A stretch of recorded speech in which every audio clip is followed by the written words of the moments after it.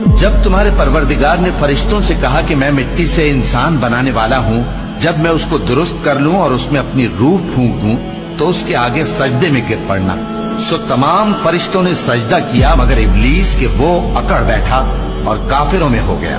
اللہ نے فرمایا کہ اے ابلیس، جس شخص کو میں نے اپنے ہاتھوں سے بنایا اس کے آگے سجدہ کرنے سے تجھے کس چیز نے منع کیا؟ کیا تو غرور میں آ گیا یا اونچے درجے والوں میں تھا؟ بولا کہ میں اس سے بہتر ہوں کہ تو نے مجھ کو آگ سے پیدا کیا اور اسے مٹی سے بنایا۔ فرمایا بس یہاں سے نکل جا، تو مردود ہے اور تجھ پر قیامت کے دن تک میری لعنت پڑتی رہے گی۔ کہنے لگا کہ میرے پروردگار، اچھا تو مجھے اس روز تک کہ لوگ اٹھائے جائیں مہلت دے۔ فرمایا کہ تجھ کو مہلت دی جاتی ہے اس روز تک جس کا وقت مقرر ہے۔